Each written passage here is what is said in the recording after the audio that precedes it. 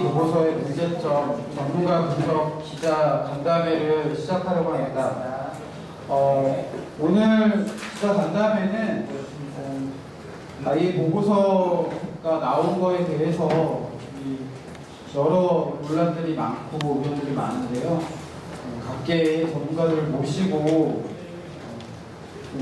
어떤 문제점이 있는지, 또 과연 이 후쿠시마 오염수 해양 투기를 이 보고서를 가지고 신뢰해서 진행해도 되는 건지 의문들이 시민들도 많고 기자분들도 많은 상황입니다. 이런 점에 대해서 오늘 일본 방사성 오염수 해양 투기 저지 공동연구에서 긴급하게 전문가들을 모시고 기자회견을 진행하겠습니다. 저는 환경운동연합의 안재훈이라고 합니다. 오늘 기자회견 참석해 주신 분들 소개를 드리겠습니다. 먼저 오늘 좌장을 맡아주실 환경운동연합 이춘희 사무총장님이십니다. 네, 오늘 전문가 세 분을 모셨는데요. 먼저 원자력 안전과 미래의 이정현 대표님 참석하셨습니다. 네, 서울대학교 보건대학원 명예교수이십니다. 백도면 교수님 참석하셨습니다. 네, 서울대학교 물리학과 명예교수님이십니다. 최무영 교수님 참여하셨습니다.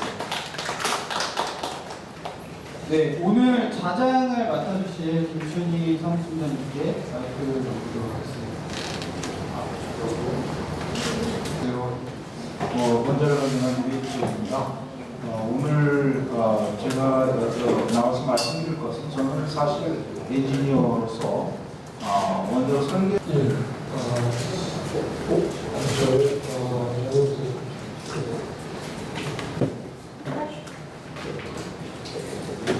원자력과 관련된 부분 아마 원전 주변 주민들의 건강 영향 조사를 했던 그 경험이 주된 것 같습니다. 하여튼 오늘 우리 IAEA는 보고서의 내용을 검토하는 것은 주로 환경 영향 평가에 대한 측면에서 살펴보고자 합니다.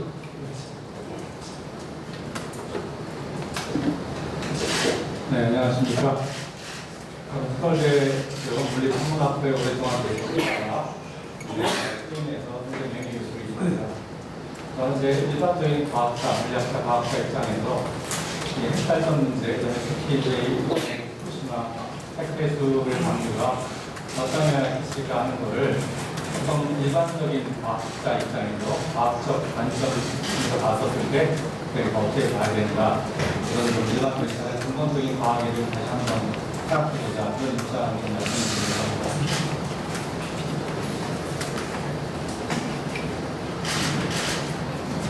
네, 그러면 짧게 인사 말씀 들었고요. 이제 각자 발표하는 시간을 갖도록 하겠습니다. 먼저 이정현 원자력 안전과 미래 아예 최종 내용을 잠시 짧은 시간에 전체적인 오버뷰지만 제가 이제 특정 영역에 있어서 하신 부분에 대해서 중점적으로 말씀드리겠습니다. 먼저 알프스의 성능에 대한 얘기가 전혀 없다는 것입니다. 즉 배출하는 데 있어서 일본 규제위원회는 핵규제위원회, 원자력 규제위원회는 알프스가 분명히 선중수소만 제공 못하고 나머지는 다 제거하는 입장을 지금도 가지고 있습니다. 그래서 최종 보고서에서도 NRA에 그런 멘트가 들어가 있습니다. 그럼에도 불구하고 이 IAEA 보고서에 들어가 있는 내용은 삼중수소 제거 설비에 대한 어떠한 성능에 대한 확신 또는 성능에 대한 어떤 공학적인 데이터, 신뢰성을 보일 수 있는 어떤 것들에 대한 내용이 아무것도 없다는 것입니다. 그 다음에 농도 기준 배출, 농도 기준으로 배출하는 그 기준의 적합성, 이것입니다. 농도 기준으로 배출하는 것이 과연 합리적이냐 하는 것이고, 이거는 분명히 국제안전 기준이 아니고 일본의 원자로 등 규제법에 근거한 고시에 의거해서 추진된 것이고 배출을 추진하는 것이고 그것이 국제적으로 과연 어느 나라가 어떻게 동의를 하고 이걸 광각의 중대 사고가 일어난 지역에 적용하는 것에 있어서 누가 받아들였느냐. 이번에 IAEA가 이것을 인용하고 활용해서 이걸 평가하면서 적합하다라고 함으로써 중대한 선례가 된다는 것입니다. 다음에 이제 수소 삼중수소가 유기결합 삼중수소가 전번 보고서에서는 전체가 다 유기결합 된다라고 가정하고 보수적으로 평가할 것을 IAEA가 중간 검토 보고서에서 제시했지만 최종 보고서에서는 유기결합 삼중수소가 전혀 발견되지 않았다는 결과를 제시합니다. 그래서 이런 것들이 너무 무리하게 추진이 되고 있다. 그래서 일본 정부 해양방류 결정 과정은 그동안에 여러 번 말씀드렸고 뉴스에 나와 있으니까 이걸 참조하시면 되겠고요. 지금도 전국 어연, 후쿠시마 어연은 문서적으로 이해 없이는 배출하지 않겠다 이렇게 얘기해놓고 일방적으로 배출하는 그런 이율 배반을 좀 가지고 있고요. IAEA 기술 지원도 이제 여러 가지 옵션을 놓고 투명한 결정 과정을 거쳤고 국제 기준으로 IAEA 협력으로 추진한다 했는데 국제 기준이 아까 방금 말씀드린 농도 기준이라는 것이 일본의 고시지 국제 기준이 아니라는 것입니다. 그래서 그럼 국제 기준으로 이것이 이번에 보고서가 나오면서 인도스가 되는 것이냐? 그것을 어떤 보고서 내용에서 그런 게 없고 그러면 이것이 IAEA가 결정을 내리는 근거로 농도 기준으로 결정하는 문제에 있어서 어느 국가가 이걸 동의했느냐 거기에 대한 내용도 어디에도 없다. 배출을 이제 5가지 옵션을 투명하게 했지만 결국은 해양 방출 여러분 잘 아시다시피 34억 엔으로 바다로 배출을 가장 경제적이다라는 결론을 내고 있지만 이것은 삼중수소에 관한 내용밖에 없습니다. 다른 핵종들이 작게는 몇백 개, 적게는 수천 개 존재한다고 하지만 여기서 나오는 삼중수소만 가지고 그냥 평가를 한 것입니다. 알프스가 나머지 핵종을 다 제거한다는 근거를 가지고 자기네들은 가정을 하고 삼중수소만 가지고 하고 있고 지금들 방식은 변한 게 없는 것 같습니다. 그렇다면 굉장히 오래되는 것이 그냥 덤핑 수준으로 처음부터 생각을 했고 지금도 그냥 여러 각국이 관심을 갖고 보니까 어쩔 수 없이 터널도 파고 개척도 좀 더 자주 하겠다 이렇게 얘기하지 어느 순간은 덤핑할 가능성이 많고 IAEA 최종 보고서에서는 그 문제를 의식을 했는지 일단 방출을 개시하고 나서 해양 감시를 강화하겠다. IAEA가 현장의 안전을 감시하기 위해서 상주하겠다는 의지 표명을 최종 보고서에서 얘기하고 있는데 그 보고서의 내용으로 보면 지금까지 IAEA가 그렇게 안전 문제 때문에 현장에서 오피스까지 오픈하고 확인하는 사례가 없었기 때문에 이것도 믿을 수가 없는 일이다. 이것이 알프스 설비지만 다핵종 제거 설비인데 이게 서티피케이션이 안 돼 있다. 이게 굉장히 큰 의미입니다. 그래서 그럼에도 불구하고 삼중수소를 제외한 나머지 핵종을 다 제거한다고 하는데 과연 IAEA 최종 보고서에 담긴 내용이 전혀 없는 것으로 볼 때는 이것이 성능이 인증이 안 됐다 이렇게 볼 수밖에 없고요. 바다로 배출하는 이 과정에서 지금 말씀드리고자 하는 것은 여기 최종적으로 여기서 바다로 내보내는 이 과정에서 과연 누가 확인하고 감시할 것이냐 하는 문제가 이건 주권과 관련된 거기 때문에 IAEA가 하겠다고 했지만 주권은 그러면 자기네들이 지금까지 유지하는 그 나라의 주권 존중 개념을 벗어난 것이냐 그거에 대한 명확한 그 동의나 IAEA와 재팬, 일본과의 합의도 전혀 없이 그런 일방적인 의사를 얘기했기 때문에 이것은 일본과 미국에 의해서 분명히 제 역할을 못할 가능성이 굉장히 많고, 그러면 일본이 이렇게 배출하는 이 시점에서 방출하는 희석된 오염수에 삼중수를 제외한 다른 핵종들이 얼마나 분포하고 있는지, 그것을 얼마나 정확하게 측정할 것인지, 그거에 대한 아무런 얘기가 없기 때문에 결국은 우리는 마우팅으로 의심할 수밖에 없다. 그래서 안전성 검토 범위는 두 가지로 볼 때 IAEA 국제 안전 기준에 부합하는지를 평가하고 30년간 통제된 방류를 한다 했지만, 이 두 가지가 다 근거가 없다. 방금 말씀드린 농도 기준의 배출은 그거는 일본의 고시지 국제 안전 기준이 될 수가 없다는 것이고요.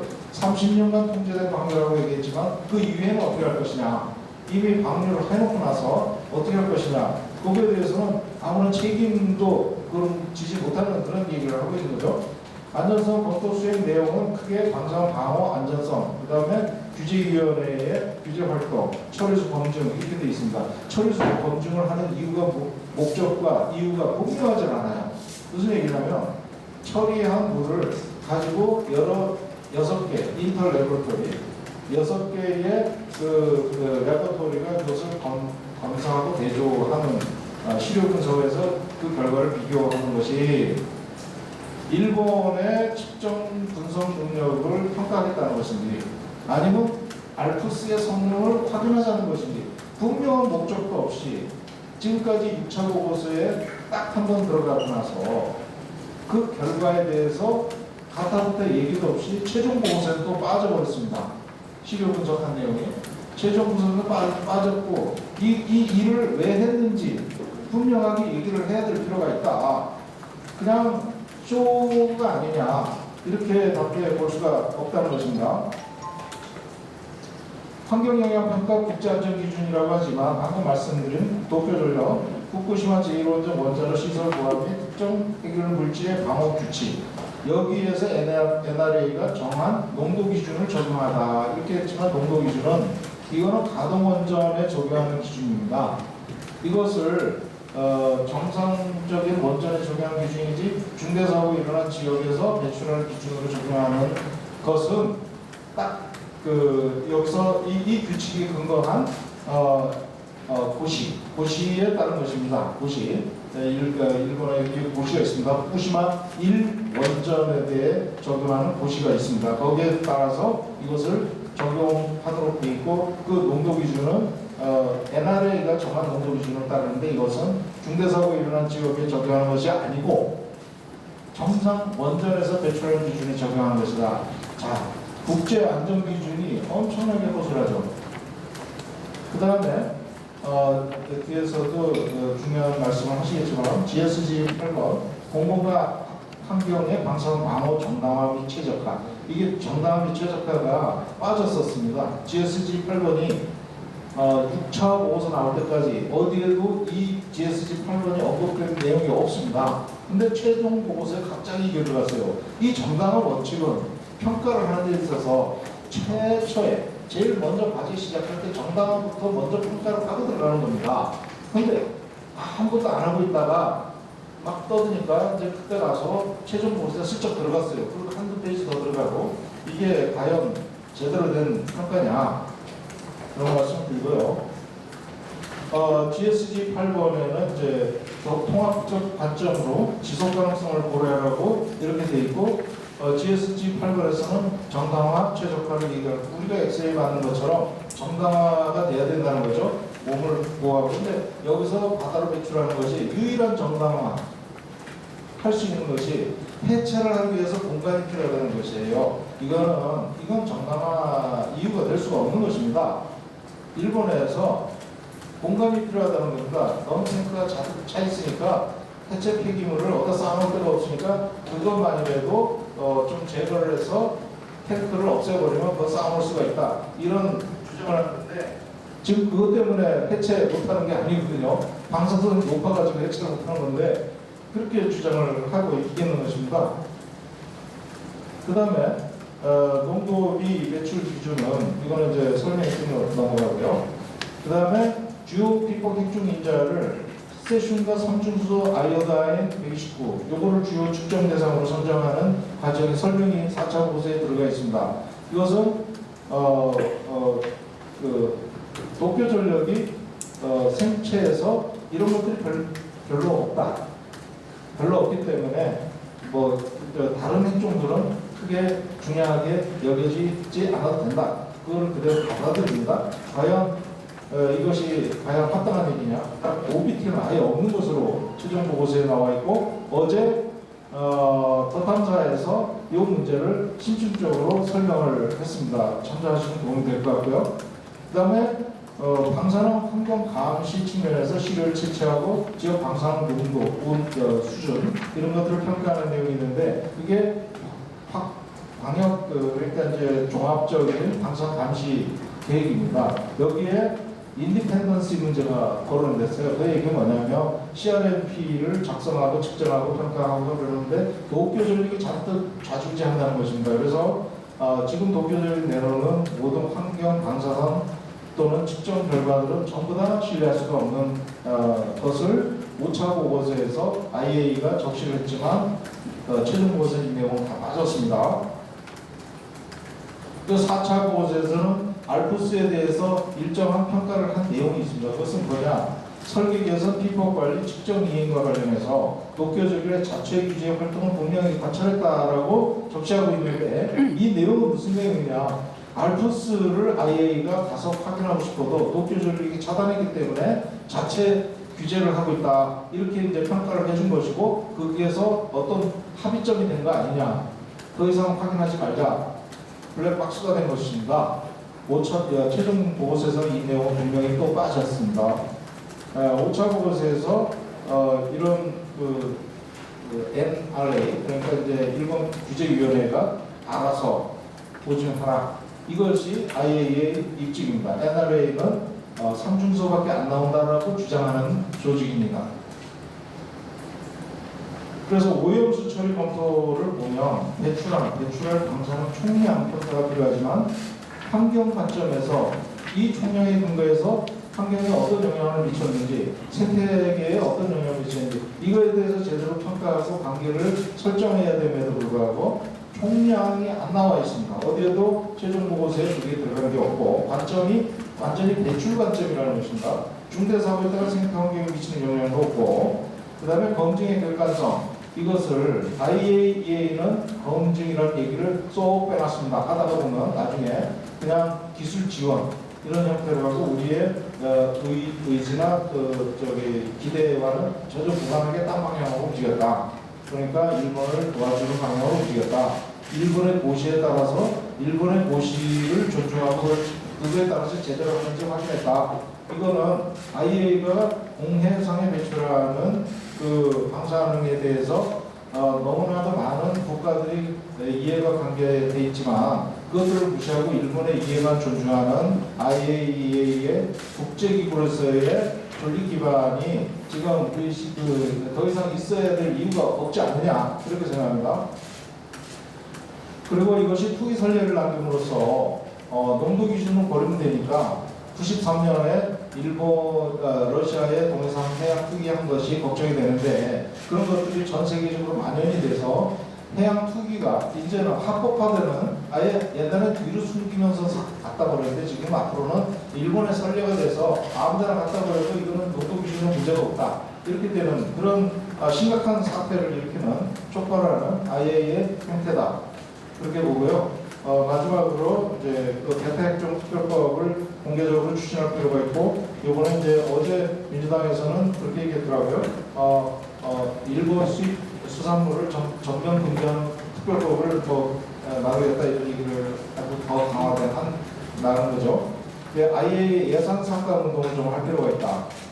이런 불법적인 그 투기를 동조하는 IAEA 행태에 대해서 우리가 거기에 기여금을 매년 수백억씩 지원하고 있는데 그렇게 된다면 그런 불법적인 행위에 우리가 동조하는 꼴이 되지 않습니까? 그렇기 때문에 전 세계적으로 IAEA 지원하는 기부금을 차단하는 그런 운동을 좀 해야 될 필요가 있다. 이렇게 말씀드리겠습니다. 감사합니다.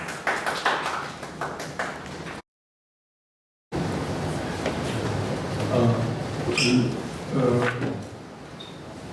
IAEA 리포트를 어제 저녁 때 받았어요. 그래서 사실은 아마 제대로 검토할 수 있는 시간 자체가 별로 길지 않아서 혹시 여러분 이게 한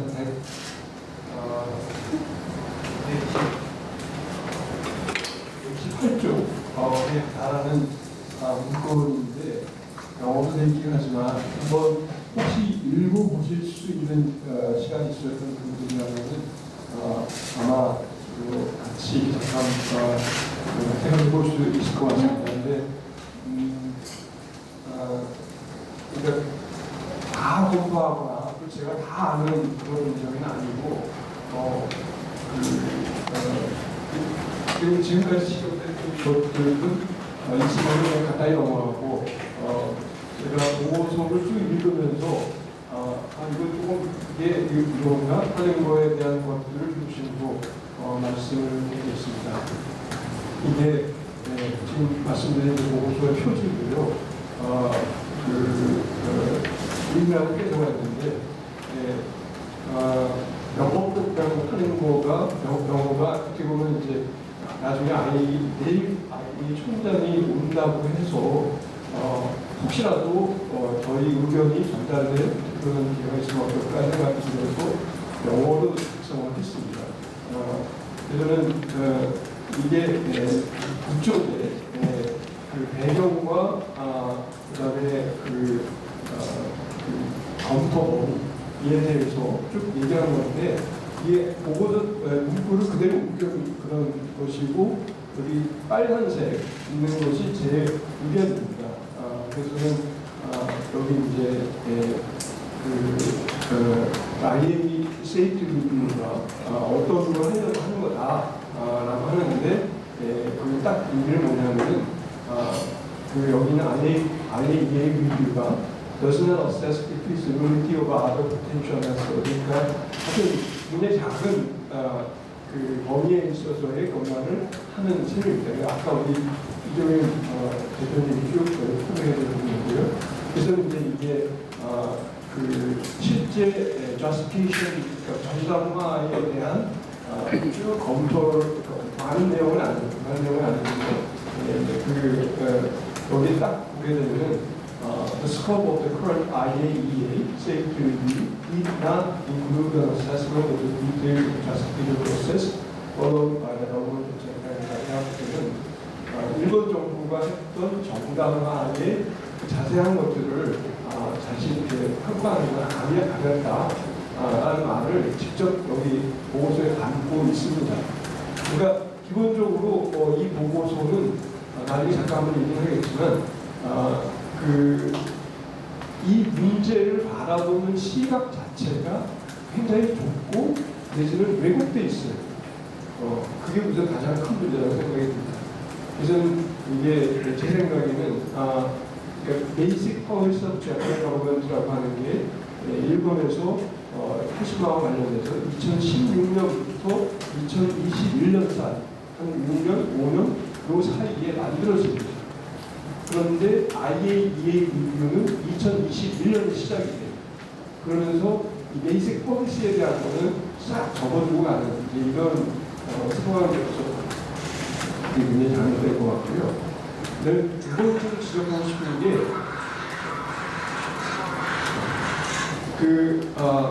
IAEA가 딱 자기가 이제 정확하게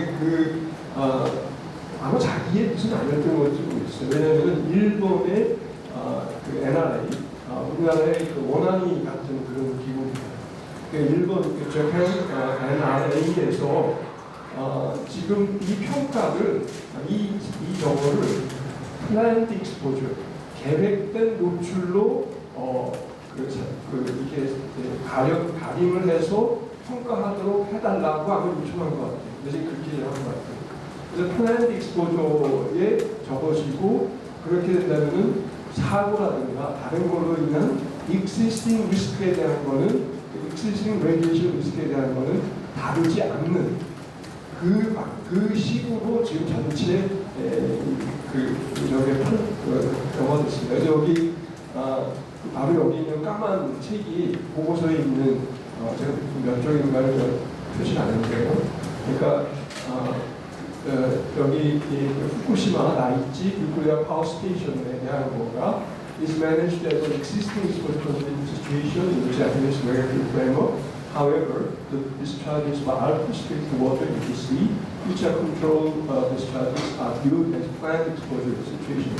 그래서는 이제 새롭게 잘 계획해서 할 수 있는 것처럼 얘기를 하는데 이렇게 되면 뭐가 existing 리스크가 다뤄지지 않는 어떤 문제가 있냐면은 예를 들자면 이런 겁니다. 그러니까 여기 이거가 여기 이제 물을 끓여들여서 희석을 해서 1km 있는 곳에 디스차지 한다라고 하는 그 그림인데요. 그러면은 이 부분에 여기 이 발전소 부분에 있는 바다 아니면 해저 내지는 그 여러 가지 것들이 깨끗하냐 아니면 그게 사실은 오염되어 있는 existing 리스크가 있는 상황이에요. 그래서 그 existing 리스크를 안고 있는 물과 여러 가지 그 상황들을 끌어들여서 1km를 내보낸다고 하는 것은 쉽게 얘기해서 거기 있는 오염의 문제를 이동시키고 확산시킨다는 얘기입니다. 근데 그거에 대한 효과는 하나도 없더라고요. 그러니까 어떤 물이 어떤 식으로 들어오고 그 안에서 어떤 상황이 돼서 그걸 이렇게 내보냈을 때 어떤 식으로 그 사이에 있었던 변화, 이동이 내지는 그렇게 되는지에 대한 어세스먼트는 하나도 없어요. 그리고 이거는 기본적으로 어세스먼트를 할 때는 이게 아예 이게 문건인데요. 그 어떤 시설이나 프로그램에 대한 어세스먼트를 할 때는 여기 그 사이트 이래뷰에이션부터 시작해서 디자인, 컨스트럭션, 커미셔닝, 오퍼레이션, 디커미셔닝 이 스텝 전체를 다 평가해야 되는 걸로 나옵니다. 그런데 여기서 이 사람들이 하는 그 평가는 커미셔닝에 대한 평가예요. 컨스트럭션 평가 안 했어요. 디자인 평가 안 했어요. 사이트 이래뷰에이션 평가 안 했어요. 이것들이 평가 안 한 거는 내지는 이제 실제 플래닝 했다고 하면 플랜드 익스포저라고 하면서 플랜드 익스포저에서 가장 중요한 파트들 앞에서 환경이 existing 리스크가 있으면서 문제가 될 수 있는 파트들을 하나도 평가 안 하고 넘어간다는 거죠. 그래서는 여기 이제 예를 들어 컨스트럭션 하면 컨스트럭션 워크에 대한 익스포저가 existing 리스크가 분명히 있는데 컨스트럭션 워크에 대한 existing 리스크에 대한 평가는 하나도 없이 넘어가는 그에 대한 언급 자체가 없더라고요. 그래서는 그 IAEA should have assessed existing exposure라고 하는 그런 의견이고요. 그리고 이게 그 소위 얘기하는 환경 영향 평가의 스텝들입니다. 쭉 이렇게 스텝을 하는데 그래서는 하나의 커다란 모델인데요. 소스텀부터 시작해서 그게 환경으로 어떻게 이동을 하고 익스포저 패스웨이가 어떻게 되기 때문에 사람한테 얼마큼 들어가고 하는 그런 거를 하는 겁니다. 그래서 이거를 이제 제가 다르게 오용 하게 되면 여기 오염원으로부터 오염 활동, 환경 보건, 노출 활동, 노출량 등을 모델링해서 이 모델 하에서 플래닝한 액티비티가 어떤 설탕을 받을 것이냐 이거에 대한 걸 평가하는 게 전시적인 그러니까 농사선 환경영향 평가의 저기인데 여기에 상당히 많은 스텝에서의 불확실성들이 있습니다. 그러니까 어떻게 처리하느냐 하는 걸 좀 보게 되면 우선 좀 이상한 것 중에 하나가 이게 나중에 설탕과 비교를 하게 됩니다. 기준치 그거를 여기 이제 노스 컨스트레인트라고 합니다. 그래서 여기 21쪽에서 22쪽 사이에 이 노스 컨스트레인트를 어떻게 설정을 했는지에 대한 그게 나오는데 재밌는 거는 이게 0.05 미리시버트 이하로 설정했어요. 그런데 원학은 여기 밑에 있는 것처럼 이것도 똑같은 22쪽 쪽에 있는, 이건 21쪽에 있는 문구고 22쪽에 있는 문구는 those controlling should be selected within a range of 0.1 to less than 1 millisivert in a year. 그러니까 0.1부터 1mS 사이에 선정하는 게 이게 기본적인 조화라고 합니다. 근데 이 사람들은 0.05로 했어요. 왜 그랬을까요? 쉽게 얘기하면 existing 리스크가 있기 때문에 0.05로 하게 되면 그 다른 existing 리스크가 합쳤을 때 이것들에 있어서의 것을 justification을 못해요. 그러니까 이제 0.05를 했는데 그 전에는 어떻게 했냐면은 일본은 이거는 previous dose constraint라고 하면은 0.2mS였습니다. 그러니까 이게 왔다 갔다 하는 이제 이런 식의 논리들을 보여주고 있다는 걸 말씀드리려고 하는 거고요.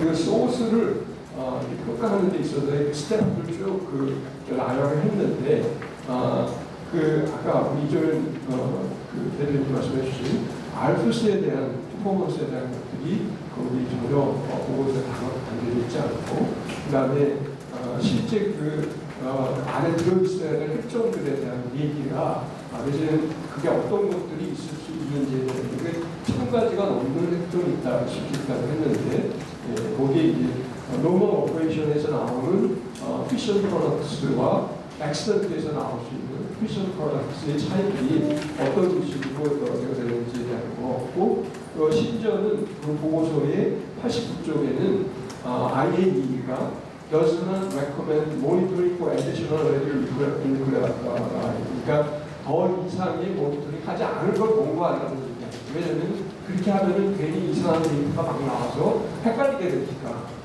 이게 IAEA가 권고하는 더 모니터링 하지 말라. 특히 짧은 관광지에 있는 것들 모니터링 하지 말라. 이게 저겁니다. 근데 사람 얘기하기를 이 패널이 나오는 걸 보면서 이게 왜 계속 나오지? 이게 아직도 문제 반응이 일어나는 건가? 이제 이런 얘기를 하는데 하여튼 거기서 모니터링 하지 말라는 게 맞는 레커멘데이션이 있어요. 그 외에 노즈 커다란 모델이라고 말씀드렸는데 그 모델에서 사용하는 여러 가지 파라미터들이 있습니다. 내지는 그것들에 대한 코에피션트들이 있는데 그 relative Malus effect를 일로 한다. 그런 게 기본적인 ICRP의 포지션이에요. 내지는 ICRP에서 정말 많이 하는데 이 포지션에 대해서 굉장히 많은 비판이 들어갑니다. 그 중에 한 페이퍼가 이런 건데 노즈 코에피션트에 대한 uncertainty를 보고하는 굉장히 많은 저것들이 있습니다. 그걸 쫙 무시하고 ICRP에서 이렇게 하니까 이렇게 한다. 근데 이게 기본적인 IAEA의 저거죠. 그리고 그 다른 익스포저 시나리오에 대한 것들을 페이지 24에 보게 되면은 쉽게 얘기하면 두 시나리오를 만들었습니다. 하나는 10개의 탱크에서 파이프가 셀 때라는 시나리오를 만들었고 다른 거 하나는 30개의 탱크에서 그게 바람만 다 물이 탱크가 넘어지거나 했을 때 이렇게 만들었습니다. 근데 그 지역에 탱크가 얼마나 많이 있는지 아신다면은 1000개가 넘는 탱크가 있습니다. 근데 어떤 사고가 30개의 탱크만 문제가 된다고 얘기하는 거가 그게 뭘까 하는 생각이 들고 특히 그게 트리티드 워터 그 사람들이 얘기하는 정제 이렇게 저거는 근데 트리티되지 않은 워터를 포함한 1000개 되는 탱크 중에 30개만 넘어진다고 가정하는 게 무슨 일일까?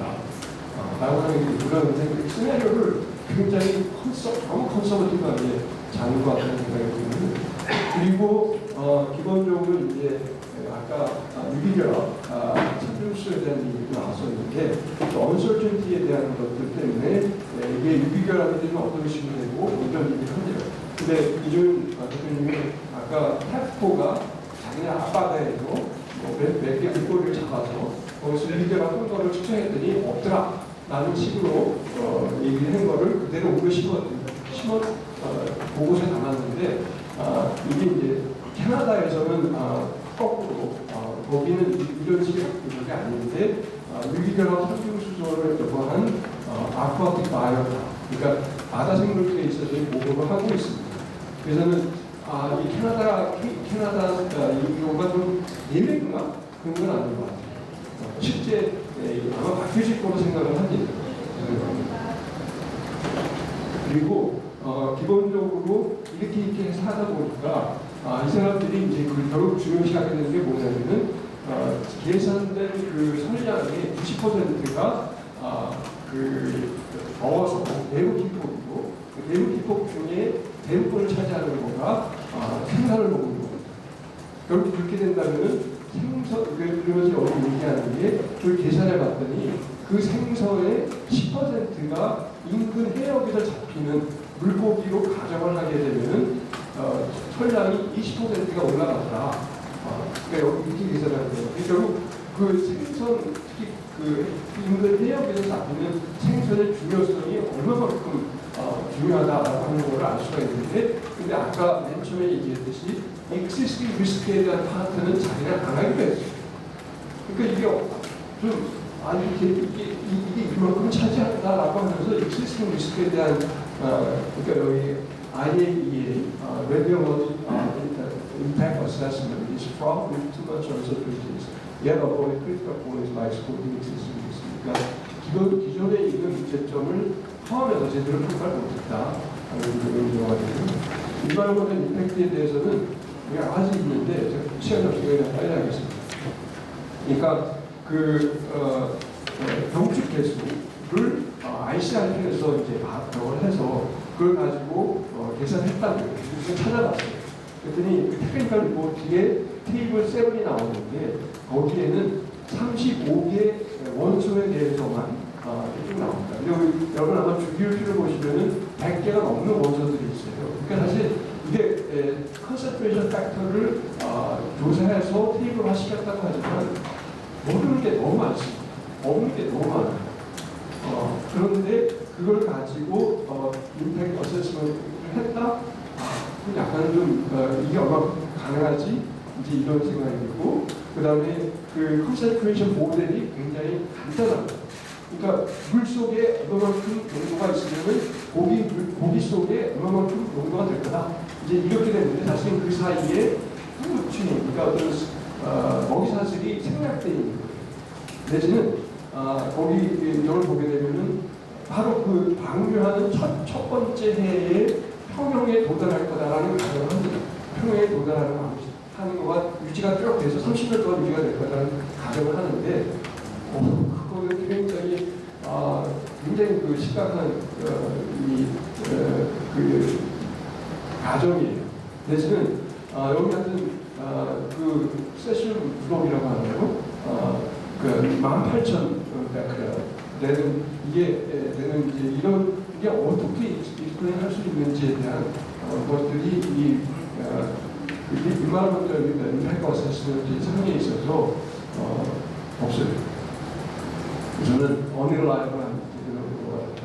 그리고 future generation에 대한 것들도 얘기했는데 아까 쭉 설명해 주셨지만 아마 여러분이 공유지의 저주라고 하는 거라고 나오더라고요. 그러니까 공유지를 이렇게 놓게 되면은 사람들이 이거 내 거, 이거 공공의 거야. 그렇지만 내 거 아니니까 쓰레기 다 갖다 버리는 거야. 그게 공유주의 저주인데 사실은 그것 때문에 너무나 편리하게 되는 것 같아요. 근데 여기 보게 되면 우리나라도 수질 환경 관계 법규라고 해서 배출 시설에서 배출되는 오염물질에 공정 중에서 배출되지 아니하는 물 또는 공정 중에서 배출되지 아니하는 오염되지 아니한 물을 섞고 처리하거나 배출 효용 기준이 초과되는 오염물질이 방지 시설의 효력 반응을 통하기 전에 오염도를 낮추기 위해 물을 섞고 배출하는 행위를 불법 행위라고 아주 명시하고 있습니다.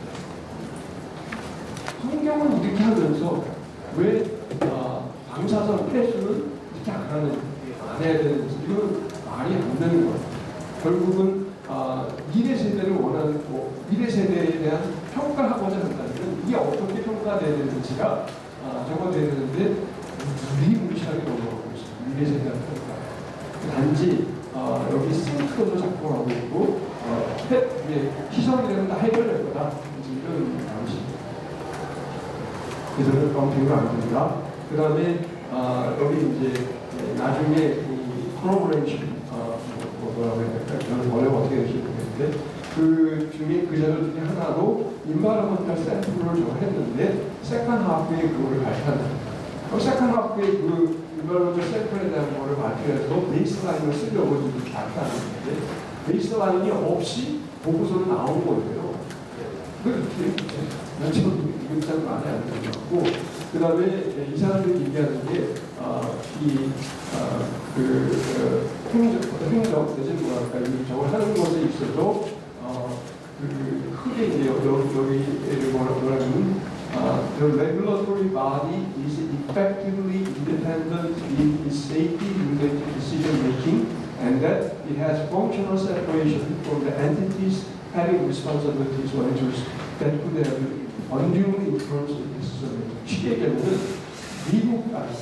일본의 NRA 원안과 일본의 TEPCO 동경전력 이 세퍼리트돼서 저거 돼야 된다는 말입니다. 그런데 실제 TEPCO와 일본의 JNRA의 사람들이 왔다 갔다 해요. 그렇다는 문제를 그러면서 이거를 왜 도대체 하는지 모르겠다는 게 이게 기본적인 어떤 이해의 이해의 충돌에 대한 것들을 점검하지도 않으면서 이렇게 얘기하는 경우는 제가 봤습니다. 그래서 서머리로 여기 지금 6개 포인트가 있는데 지금 제가 말씀드렸던 것들에 대한 것들을 다시 서머리하는 겁니다. 그래서 이걸 가지고 내일 혹시 IAEA 현장에 온다면 이런 문제를 얘기해야 되지 않을까 생각해서 영어로 들어오는데 하여튼 제가 검토한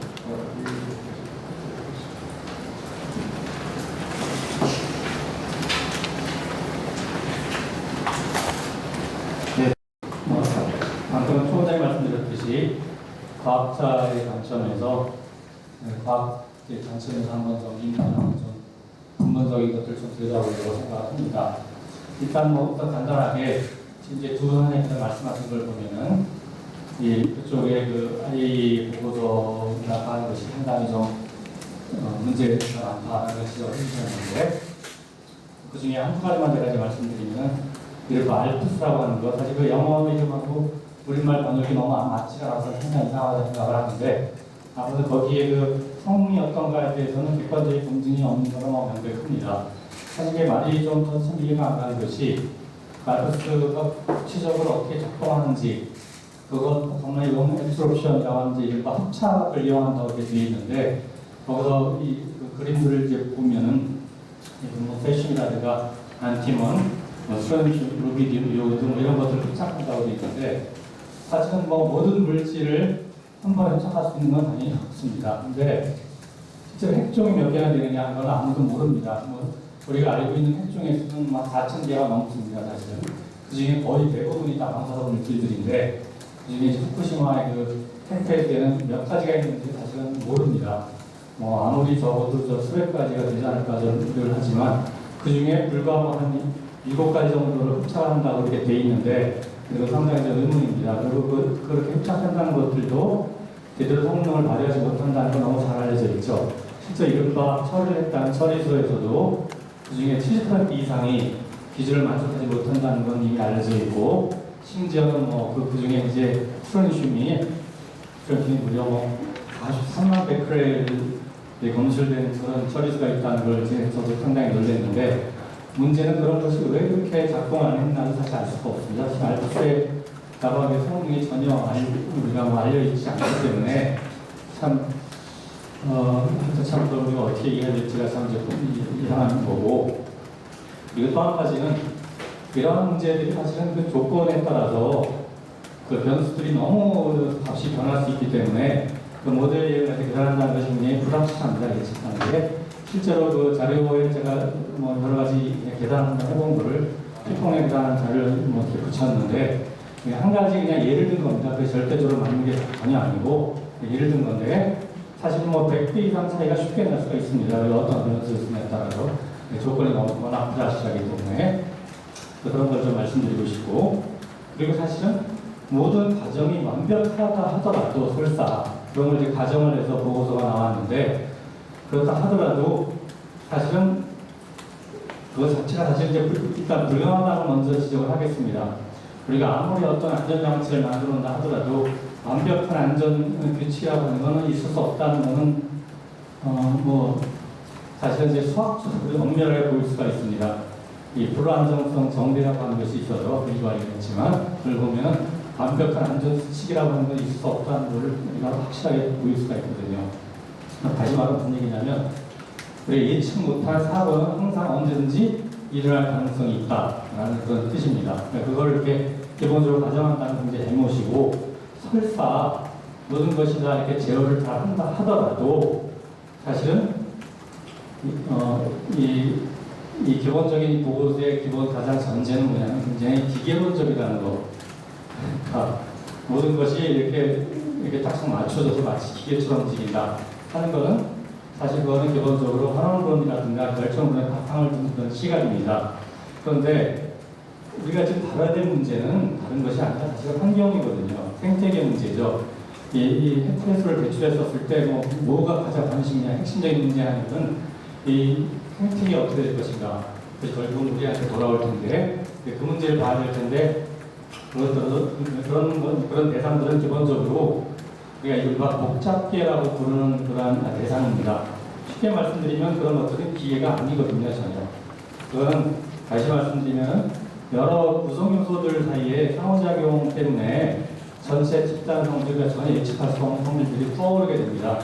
영어로는 이머전스라고 하고 한자어로 흔히 이제 참고해야 되기도 하는데 그런 문제들은 다시 말씀드리면 이거를 부분 하나 분해해서 각 핵종들이 몇 가지 세슘이라든가 삼중수라든가 수용중 이런 것들을 하나하나 독립적으로 따져서 이렇게 안전하다 이렇게 말할 수 있는 게 아니라는 뜻입니다. 전체로 우리가 통합적인 그런 고찰이 필요하다는 걸 좀 말씀을 드리고 왜냐하면 이런 복잡계라는 것은 완벽하게 안정되어 있는 상태가 아니라 상당 부분 준안정 상태로 부릅니다. 메타스테이블 해서 아까 말씀드리면 어떤 외부의 어떤 그런 건드림이 있게 되면은 그것이 굉장히 의외로 우리가 예상 못한 상당히 다른 그러한 결과를 나올 수가 있다는 거. 우리가 그걸 보통 미결정성이라고 부르는데 그런 성질이 있을 수 있다는 거. 굉장히 예측하기 어렵고 변이성이 크다는 걸 제가 좀 강조합니다.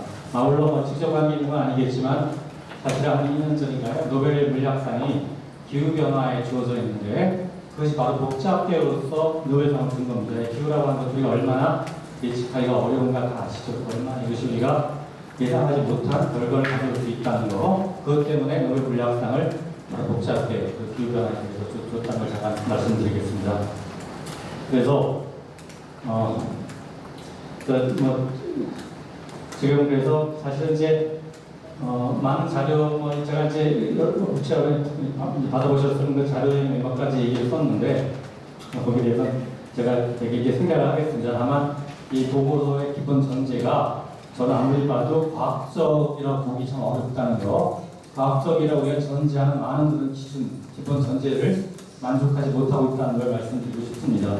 예를 들어서 독립적인 반복적 검증이라든가 이 실질적 검토, 재현성, 보편성, 공평, 공공성 그런 등등입니다. 객관적 합리성을 담보하고 있다고 보기 참 어렵다는 거 그런 말씀을 드리고 싶고 마지막으로 이것이 이제 사실 잠재적 위험성이라고 하는 것은 굉장히 중요한 문제인데 우리가 위험성하고 연관관계가 불확실할 경우에는 우리가 늘 위험성이 없다라고 말하는 것은 굉장히 비과학적인 태도입니다. 그럴 때는 잠재적인 위험성을 우리가 그걸 굉장히 그걸 이제 핵심적으로 생각을 하고 예의주시해야 되는데 그래서 사실은 과학의 가장 과학적 태도는 모든 잠재적 위험성을 최소한으로 낮춰야 된다는 점입니다. 그게 굉장히 중요한 거고 아까 이제 기준값, 기준값이라는 얘기가 여러 가지 나오는데 기준값이라고 하는 거는 그 이하는 안전하다는 뜻이 절대 아닙니다. 그게 기준값이 또 변하죠. 이건 현실적으로 관리할 수 있는 그 기준을 말하는 거지. 그래서 방사능 경우 같으면 아무리 그 설량이 적어도 예를 들어서 위험하다는 건 잘 알려져 있습니다. 말하자면 분자를 굉장히 망가뜨릴 수가 있어. 분자 배열을 DNA 같은 것에 예를 들어서 그래서 그런 경우에는 사실은 예를 들어서 이렇게 예를 들면 이제 암이라든가 특히 이제 생수세법 문제에서 우리 이제 이세 그런 게 굉장히 영향을 줄 수 있다는 것은 굉장히 잘 알려져 있습니다. 그래서 결국은 우리가 이런 문제를 고찰할 때 조금 더 통합적인 관점을 해야 된다는 의미가 뭐냐면 이게 특히 환경과 생태계는 말 하나 안 하지만 우리가 이 순기능과 역기능이라는 게 항상 있게 마련입니다. 이런 어떤 우리가 어떤 고동에 대해서는 그럴 때 되게 순기능만 생각하고 역기능 무시하기 쉬운데 순기능 굉장히 명백해 보이고 역기능은 좀 잘 안 보일 수가 있지만 중요한 것은 순기능은 어느 한 분야에만 굉장히 이렇게 모여 있는 거고 역기능이라고 하는 것은 아주 넓은 분야 거의 전 영역에 걸쳐 있기 때문에 그걸 우리가 종합적으로 고찰하면 훨씬 더 역기능이 줄 수가 있는 겁니다. 사실 햇볕 방출이라고 하는 거, 이 방출이라고 하는 거, 이런 베스트 투비라고 하는 거는 일본 입장에서 보면 단기적으로 굉장히 무슨 뭐 이익이 되는 건지 모르겠습니다만 이걸 좀 넓게 봐서 전체 생태계와 전체 환경, 그다음에 장기적으로 넓은 긴 기간을 내다보면 이거는 아무 생각해도 이익이 될 건 전혀 없는 거고 다시 말씀드리면 역기능이 월등히 크고 순기능은 거의 없다고 보여져서 그 일을 어떻게 해야 될까 하는 거는 아직 과학적 태도에서 명백하다고 생각합니다. 과학에서는. 네, 이 정도로 마치겠습니다. 네, 고맙습니다.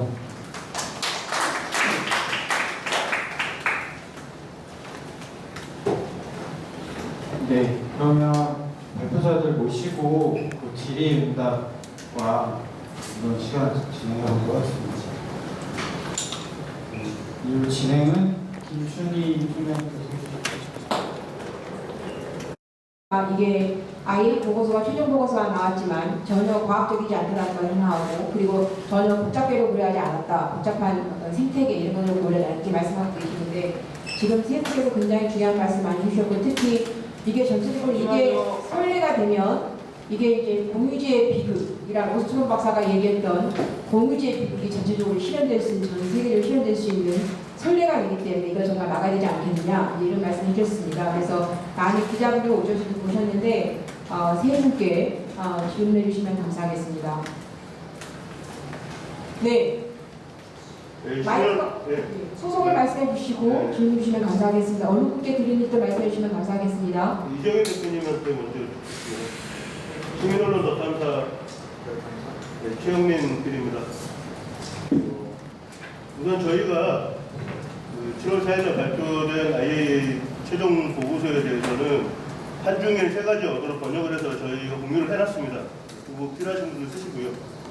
먼저 한 가지 짚고 싶은 게 그 IAEA 최종 보고서 그 표지에 보면은 작은 글씨로 하단에 적혀 있는 문구가 있거든요. 그 문구에 보면 뭐라고 써있냐면 IAEA와 회원국은 이 보고서의 사용으로 인해 발생할 수 있는 결과에 대해서 어떤 책임도 지지 않는다 라는 문구가 써 있습니다. 그리고 두 번째를 보면은 이 보고서에서 언급된 외부 또는 제3자 인터넷 웹사이트의 URL의 정확성 또는 지속적인 존재에 대해서 책임지지 않고 거기 인용된 컨텐츠에 대해서도 그 정확하다는 것을 담보하지 않는다. 이런 문구가 있습니다. 이게 무슨 말이냐면 우리는 마치 IAEA가 이 후쿠시마 그 핵폐수 방류에 대해서 책임을 지거나 아니면 그 얘네들이 인증한 내용에 대해서 모든 책임을 지는 것으로 알고 있지만 전혀 그렇지 않다라고 첫 문장이 밝히고 있습니다. 이 부분에 대해서 정부는 IAEA에서 이런 보고서가 나왔기 때문에 모든 것은 IAEA의 판단이 맡긴다고 하고 있는데 이건 전혀 다른 말을 IAEA 스스로 하고 있거든요. 이 부분에 대해서 말씀 좀 해주세요. 예, 정확하게 잘 보셨고요. 이 부분이 참 IAEA가 처음부터 시작할 때부터 기술 지원 형태로 일을 진행했던 것이고 그렇게 계약이 됐지 않았나 싶습니다. 일본과 IAEA의 계약이 어떤 내용인지 모르잖아요. 근데 이제 그동안에 언론에 나온 내용으로 기술 지원이라는 얘기를 많이 했고 한국은 문재인 정부 때 굉장히 해양 방출을 우려하면서 양보를 했었던 이유가 IAEA가 검증을 한다. 그렇기 때문에 더 이상 강하게 주장할 수가 없었던 것입니다. 근데 지금 와서 최종 보고서의 내용을 보면 아무런 책임도 지지 않는다. 이렇게 돼 있기 때문에 그러면 한국 정부는 문재인 정부의 그 포지션을 그대로 가져가서 지금 그 IAEA 검증을 기대한다라고 얘기를 하고 있는데 IAEA는 책임을 지지 않는다. 이런 것을 우리가 보면서 협조를 해준 것이기 때문에 모든 책임은 일본 정부에 있는 것으로 IAEA는 뒤로 빠지고 이런 형태가 참 안타깝습니다. 그래서 한국 정부도 좀 강하게 얘기를 해야 되지 않을까 이렇게 생각이 됩니다. 네, 또 질문 주십시오.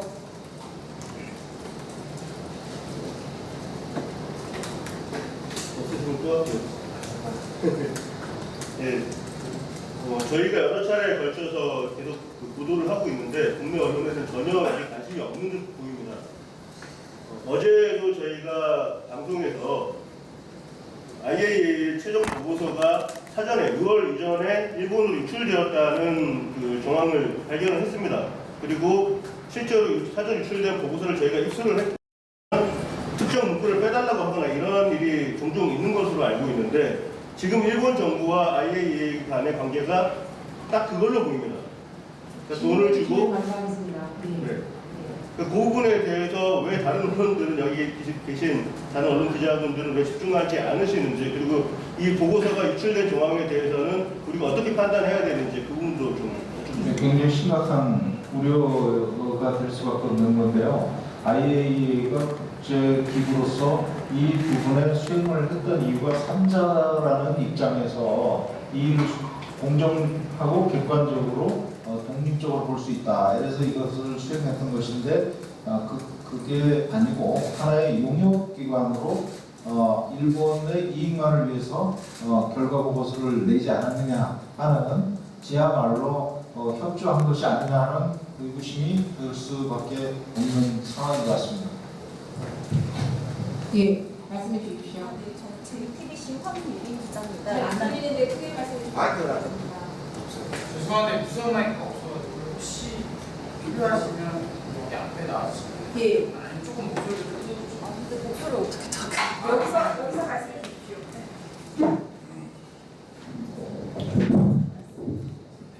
네, JTBC 황예린 기자입니다. 일단 이정윤 대표님한테 여쭤보고 싶은데요. 말씀을 시료 채취에 관해서 이렇게 말씀을 하시긴 했는데 1차만 나온 거에 의미가 어떤 건지 2, 3차가 빠진 게 어떤 의미라고 보시는지 이게 빠지면 어떤 문제가 생기는지 여쭤보고 싶고요. 그리고 GSG 8번 정정함이 최적화가 빠진 거에 대해서도 말씀해 주셨는데 이게 이제 뭐 갑자기 슬그머니 빠졌다 이렇게 말씀을 하셨는데 이렇게 빠지게 되면 어떤 문제가 차후에 발생할 거라고 보시는지 궁금합니다. 예, 실효 채취가 사실 우리나라 원자력안전위원회도 3차례에 걸쳐서 실효 채취를 했고 지금도 분석하고 있다고 했습니다.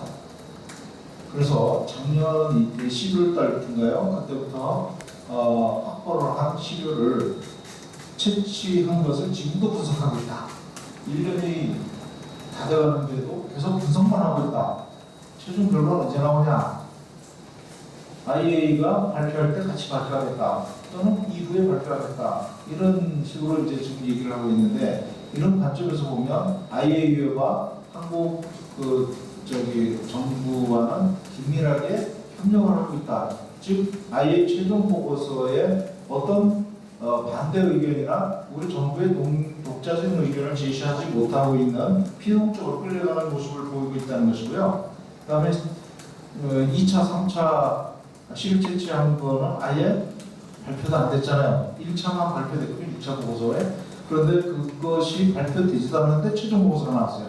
이것도 되게 참 희한한 일입니다. 그리고 GSG 8번은 그동안에 6차 보고서까지 언급이 전혀 안 돼 있었어요. 그런데 최종 보고서에 슬쩍 들어갔습니다. 그래서 거기에 정당화, 그 다음에 최적화 섹션이 들어가서 그것을 어느 정도 기술은 하고 있는데 그것이 형식적이라는 것이에요. 왜냐하면 정당화는 사실 프로젝트 초기부터 이 배출할 때 이것이 얼마나 합리적이고 그 다음에 이익에 부합되는지 공공의 이익에 부합되는지를 먼저 평가를 해야 되는 거죠. 그런데 그런 것들을 평가를 안 하고 날미에 슬쩍 들렸다는 것은 그것이 불합됐다는 여러 전문가들께서 이런 걸 지적을 하니까 마지막에 슬쩍 들어간 것이 아닌가 이런 생각이 드는데 결국 형식적인 보고서다 이렇게 보입니다.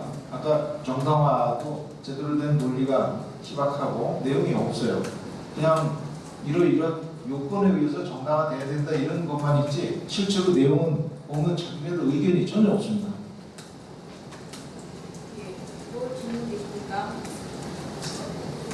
예, 제가 이해를 잘 못해서 여쭤보겠습니다. 아까 교수님께서 그 이제 규제 프레임워크에서 기존 피폭에 상한으로 걸리지만 그 처리수를 배출하는 과정에서 계획된 뭐 이렇게 하면서 이제 그 오염이 심한 발전소 지역 근로자들에 대한 기존의 위험도를 악화시킨다 뭐 이런 지적을 해주셨잖아요. 제가 이해한 게 맞는지 일단 그 수조를 통해서 바닷물을 끌어들여서 희석해서 배출을 하는 게 이제 계획이잖아요. 그러면 바닷물을 끌어들여서 희석하는 과정에서 주변 바다랑부터 환경이 오염되어 있으니까 희석하는 과정에서 오염이 가중된다는 말씀이신지 아니면은 일단 인근 부지들이 사실은 오염이 되어 있고 이미 버려진 오염수들이 있었잖아요. 2011년부터 사고 초기에. 그런데 그런 피폭된 상황을 무시하고 배출하는 오염수에 대해서만 그 이제 뭐 기준 지역을 배출한다 이런 걸 지적하신 건지 그게 제가 이해가 잘 못해서 죄송해요. 그러니까 지금 이제 평가를 하는 거가 그 바닷물을 끌어들여서 희석해서 내보내는 게 얼마만큼 사람들한테 혹은 환경에 영향을 줄지, 그래서 그 설량이 얼마큼 될지 이거를 계산한 그 작업이었거든요. 이제는 지금 이제 그 바닷물을 끌어들여서 희석해서 배출하는 이 작업이 마치 이전의 깨끗한 환경 내지는 별다른 의미 없는 그러한 조건에서 깨끗한 바닷물을 끌어들이고 깨끗한 바닷물을 끌어들이고 그래서 이 일정한 바닷물에 되면은 이 농도를 낮추고 한다라는 것처럼 보이는데 사실은 그 지금도 아마 계속 방출이 지하수들 모든 있을 것 같아요. 그리고 거기 그 발전소 바로 가까이 있는 바다일수록 그게 더 심할 거라고 생각을 합니다. 항만의 세슘이 5.600배 정도 나오고요. 전매탄 상당히 높은 수준으로 나오거든요. 예. 그래서 계속 그게 나오고 있는 그런 거라고 생각을 합니다. 그 중에 이제 일부는 거기 침적도 하고 하는 그런 상황인데 아까 그림에 보여드렸지만 바닷물을 깨끗하다고 희석하기 위한 바닷물을 끌어들이는 것은 바로 앞에서 끌어들이고 그리고 1km 밖에다가 내보내죠. 네네. 그게 무슨 의미일까요? 오염을 확산이죠. 네. 네네. 감사합니다. 네. 그리고 그렇게 하기 위한 시설을 만들어요. 그런데 만들면서 아마 쌓여있던 내지는 뭐 문제가 될 수 있는 그 오염 지역을 이렇게 막 건드리고 뭐 터널도 하고 뭐 여러 가지 그런 작업을 했을 거예요. 그것들이 깨끗한 환경에서 그냥 일반 바다에 터널을 하는 거랑은 다를 거라고 생각하거든요. 그러니까 해적명이 치중돼 있던 방사성 물질이 다시 뒤집어졌다는 말씀이죠. 네. 그런데 그런 거에 대한 언급을 하는 게 있어요. 대신 그로 인한 문제를 같이 평가했어야 되는, 내지는 이게 제대로 평가했다는 익스테이스팅 리스크에 대한 뭐가 평가했는데 여기 지금 보면 딱 한 페이지만 익스테이스팅 리스크를 안 다룬다 라고 하는 한 페이지만 딱 나오고 이게 없어요. 기존의 바다 자체도 끌어들이는 물 자체도 오염돼 있는데 그런 거에 대해서 평가하지 않고 거기 계속 지금 나가고 있는 걸로 생각이 들거든요. 바로 이거는 꽤 많이 오염이 돼 있어요. 네. 그랬는데 그거를 끌어들여서 다시 복원하는데 예, 말씀해 주십시오. 네, 저 경향신문의 이병호 기자라고 합니다. 그 박도명 교수님께 여쭙고 싶은데요. 아까 공유지 저주 말씀을 언급하시면서 그 런던 협약 말씀을 하셨거든요. 근데 지금 일본 측 이 오염수를 버리는 논리가 본인들은 비행기나 선박을 이용하는 게 아니라 파이프라인을 통해서 버리기 때문에 런던 협약에 저촉받지 않는다라고 주장하고 있거든요. 이 내용을 어떻게 좀 평가하시는지 말씀 부탁드립니다. 잘 모르겠습니다. 이렇게 그건 뭐 저한테 묻지 않으셔도 알고 기본적인 논리는 공유지의 저주는 하여튼 우리 사는 다 같이 써야 되는 것들에 함부로 쓰거나 나가지 어려운 그건데 그게 비행기나 무서워가 아니고 파이프라고 해서 가능하다는 건 잘 모르겠네요. 오늘 이게 원래 선상에서 얘기하는 이런 것들도 얘기하는 거잖아요. 이건 이제 마이크 켜주세요. 법학을 하시는 몇 분들도 이제 런던 협약은 선박을 통해서 이제 투기하는 거고 이거는 이제 터널을 통해서 하는 건데 그게 과연 이제 연관성이 있을까 이런 얘기를 했지만 아마 시민사회도 그리고 박정희 교수님도 이게 전체적으로 공유주의 비기라는 컨셉에서는 이거는 투기하는 거는 맞으니까 이제 저희가 그런 얘기를 한 거거든요. 그래서 사실상 저희도 좀 더 뒤져봐야 되겠지만 저도 여쭤봤을 때 변호사를 여쭤봤을 때 뭘 통해서 벌량한 차이가 있지 근본적으로는 같은 행위 아니냐 이렇게 말씀하셨거든요. 거꾸로 생각을 해보면은 도대체 바닷물을 끌어들여서 희석해서 내보내는 거랑 아주 천천히 이렇게 내보내면서 거기서 천천히 희석하는 거랑 뭐가 차이가 있을까요? 저는 눈 가지고 아웅하는데 그 국제사회가 이렇게 같이 아웅하자는 건지 생각이 들었어요. 혹시 제가 드린 질문에 다른 전문가분들도 대표님이나 뭐 시설적으로 보면 이게 오르코기 쪽에서 그때 취수구가 있어요. 발전소 보면 취수구가 있는데 오르코기 쪽에서 취수구로 물을 끌어들이고 그게 항만이 아까 그림을 좀 보면 좋은데 하여간 그 보면 앞바다가 이렇게 삼각형 구도로 항만 구조가 돼 있잖아요.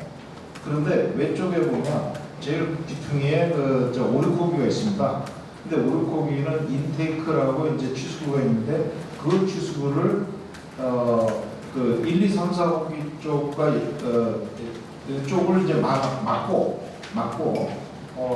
오르코기 왼쪽 해변으로부터 이제 물을 끌어들이는 그런 취수구 형태인데 이것이 그 항만 내가 굉장히 오염이 높아서 18,100kg의 물어까지 나오고 그놈이 바깥으로 못 나오고 그물 처리했다 이렇게 했는데 그걸 막는다고 그물이 이쪽으로 안 넘을까요? 난 참 그게 굉장히 좀 우려가 됐습니다. 그래서 댐을 설치해서 꽉 막아버리지 않으면 의미가 없는데 실제로 사진이나 항공사진이나 이런 걸 보면 거기를 그렇게 단단하게 이렇게 막았다는 것이 보이지 않고 두 번째는 이게 지하수로 해가지고 바다로 용출이 되는 부분이 있습니다.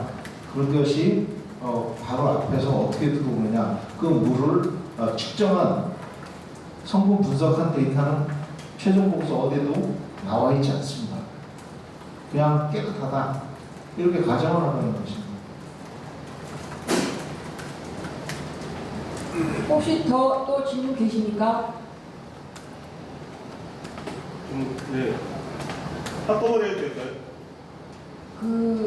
그동안에 더탐에서 방송했던 내용 말고 지금 나온 내용을 말씀해 주시면 감사하겠습니다. 그러면 저희가 보도한 내용은 아닌데 예. 최명훈 교수님한테 여쭙고 싶은데요. 정부에서 7월 4일자로 가짜뉴스 대응팀을 만든다고 해요. 후쿠시마 이 오염수 방류에 대해서 전문가들을 초빙을 해서 이거 말하는 지금 IAEA에서 말한 최종 보고서 내용과 반하는 내용들은 다 가짜뉴스다 라고 판정을 하고 그에 대한 처벌을 하겠다라는 의미로 보이는데 그렇게 따지면 여기 계시는 분들은 다 가짜뉴스를 생성하고 계시는 분들이거든요. 이 부분에 대해서 정부에 대해서 어떻게 말씀하시겠습니까? 그것도 역시 제가 굳이 대답할 필요가 없을 것 같습니다. 좀 비슷한 얘기로 괴담이라는 얘기를 많이 했는데 저는 제가 들을 때 가장 괴이한 얘기가 뭐였냐면은 뭐 오염수를 무슨 1리터, 뭐 10리터 마시겠다. 이거는 일본에서도 그런 얘기 한 적이 없고 아이사람도 그런 얘기 한 적이 없는데 왜 한국에서 그런 이상한 말을 할까 참 저는 굉장히 괴이하다고 느껴서 이거야말로 괴이한 이야기니까 바로 괴담이죠. 저는 그게 바로 괴담이라고 생각합니다. 지금 말씀하신 문제도 이 아이 보고서라고 하는 거하고 지금 저희가 발표하는 그 내용하고 어느 게 더 괴담인가 하는 건 저는 뭐 명백하다. 어느 게 가짜 있는가 하는 건 뭐 저는 제 판단은 명백하다고 생각이 됩니다.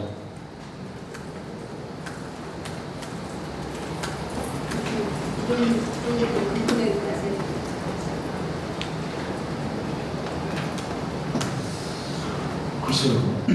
가짜뉴스를 판단하는 주체가 누가 되는지 그거를 좀 생각을 해봐야 되겠는데요. 저는 개인적으로 이 일본의 이익에 반하는 얘기를 하는 사람이 괴담 유포자가 아닌가 이런 생각까지도 좀 하게 만드는 그런 대응이 아닐까 이렇게 생각하고 소위 과학적이라고 얘기하는 사람들이 1리터를 마셔도 된다 이렇게 얘기하는 상식 이하의 발언을 하고 있거든요. 그런 것들을 문제 삼아야 된다고 생각합니다. 네, 우리가 괴담이라고 좀 소위 얘기해서 이제 지정을 해버리고 하는 것은 굉장히 조심해야 될 내용이 아닐까 이렇게 생각합니다. 제가 한 가지만 말씀을 좀 더 드리고 싶습니다. 되게 이제 과학적이라는 표현을 많이 쓰는데 그래서 과학적 결과니까 이건 뭐 믿어야 된다. 이걸 반하면 가짜다, 가짜뉴스다. 과학적이란 말에 대해서 절대로 너무 거기에 속지 마셨으면 좋겠다는 게 제 바람입니다. 시민 여러분들께서 특히 과학이라는 게 무엇인가, 과학의 기능이 무엇이고 과학이 우리에게 주는 의미가 무엇인가를 좀 판단을 제대로 좀 해야지 과학이 어떤 것이 과학적이냐라는 걸 판단할 수 있는 거고 거의 대부분의 경우에 과학은 절대로 상식과 어긋나지 않습니다. 상식적으로 아니면 과학적으로 틀린 겁니다. 거의 대부분의 경우에. 그렇지 않은 경우가 물론 간혹 나오지만 그런 경우에는 과학에서 봤었을 때는 이걸 면밀히 다시 검토해서 그걸 다시 상식으로 바꿔가는 겁니다. 그래서 저는 이제 과학이라고 하는 건 바로 상식을 상상으로부터 상식을 만들어가는 그러한 작업이 과학이다라고 저는 그렇게 정의를 합니다. 거의 대부분의 경우에 아주 특별하게 새어나온 거가 아니면은 거의 대부분의 경우에 상식이 어긋나면 명백하게 과학에도 어긋난 겁니다.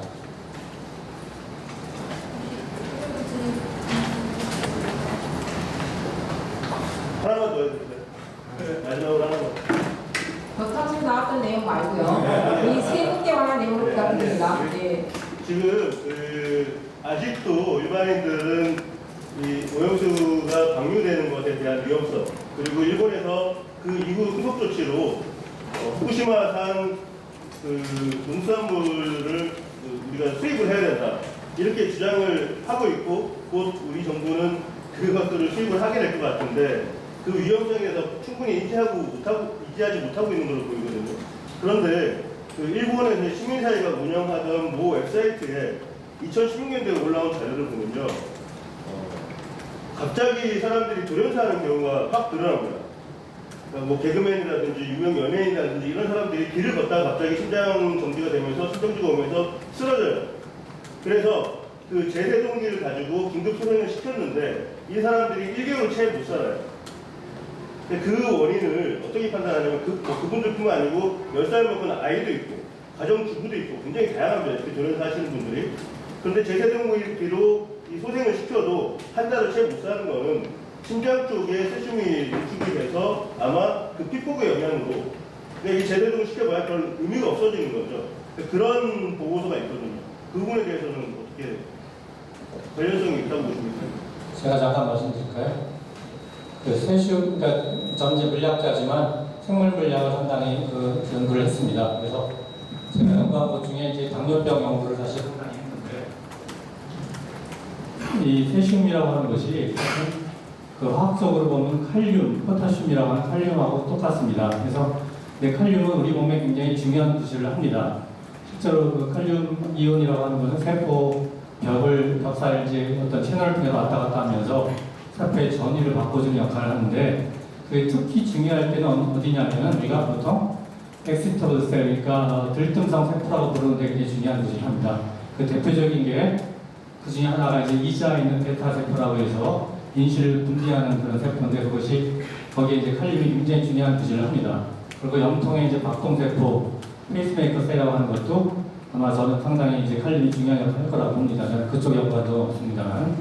그러면 칼륨을 대체해서 세슘이 아마 들어갈 가능성이 전 있을 거라고 생각합니다. 실제로 그 쥐를 통한 연구지만 이자에 세슘 농축된 결과는 있습니다. 농축이 된 것들을 많이 보는 거는 이제 말 세슘이 많이 농축이 돼서 방사능을 계속 낸다면은 아마 췌장암의 위험이 커지지 않을까 저는 추정을 합니다. 근데 아무튼 염통의 박동세포에도 만약에 칼륨 대신에 세슘이 여기 상당히 농축이 된다면은 당연히 거기에 방사능을 받아서 문제가 될 거 그런 개연성은 충분히 있다고 생각을 합니다. 물론 이제 지금 말씀하신 걸 저는 확인한 적이 없어서 모르겠습니다만 그런 추정은 가능하다고 생각합니다.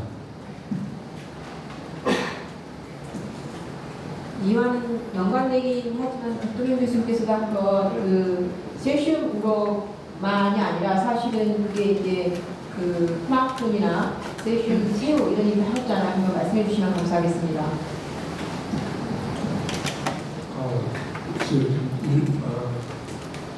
일본에서 이런 이렇게 심장에 나가는 멈추는 이거에 대한 조사가 누가 있는지는 잘 모르겠습니다. 제가 자료를 보고 얘기해야 되겠고, 단지 이제 그 육상에서도 그렇고 해상에서도 여러 어떤 생물 종들의 세슘을 측정을 좀 해봤을 때 먹이사슬 내지는 그 크기에 따라서 세슘 농도가 다르다는 거는 이렇게 학술 논문으로 보고가 되고 있습니다. 그래서 똑같은 어류도 작은 어류 말고 더 큰 어류가 이렇게 높아지는 이게 그래프를 그려보게 되면은 그 사이즈와 농도가 같이 이렇게 가는 이런 식이 됩니다. 그리고 그거는 먹이사슬을 통한 것들이 되는 거거든요. 그래서 근데 그 먹이가 잘 어떤 좋아한다기보다는 어떤 가용될 수 있는 것들이 각 지역에 따라 다르기 때문에 하나를 이렇게 좋아해서 말하기는 어려운 것 같고 그래서 그 그래프가 왔다 갔다 합니다. 그러니까 뭐 이렇게 같이 트렌드는 있는데 그래서는 그 기본적으로는 농축이 되고 농축되는 거가 환경의 여러 다른 변수들과 거기에 어떤 먹이사슬이 연결되는지 이에 따라서 이게 변한다라고 하는 것들에 대한 보고는 있는데 자료가요. 근데 일본의 그 정보를 설명하는 건 어떻게 할지 모르겠습니다. 네, 시간이 거의 끝나가는데 더 이상 질문이 없으면 저희가 마치려고 합니다. 지금 러시아가 동해 핵폐기 투여했을 때 그때 가장 극렬하게 반대했던 것이 일본이고요. 또 일본은 나가사키와 히로시마라는 원자폭탄 투하의 고통을 겪었던 나라입니다. 그런 나라가 지금 다시 태평양으로 이런 것들을 투기하려고 하는 건 정말 상식에 어긋난 일이고 또 그런 일본 정부의 행동에 대해서 우리나라 정부는 당연히 반대라고 해야 됨에도 불구하고 우리 정부가 그렇게 말하지 않고 있습니다. 이것도 상식에 어긋나는 일입니다. 그래서 지금 현재 이 지구상에서 가장 상식에 어긋나고 있는 나라는 일본과 한국입니다. 그리고 미국입니다. 그리고 IAEA입니다. 이 사안을 한국 국민은 물론이고 아시아 태평양 시민들 그리고 전 세계 시민들이 과학자들과 정치인들과 함께 연대해서 이 사안을 풀어나가야 되겠다 이런 생각들을 하면서 오늘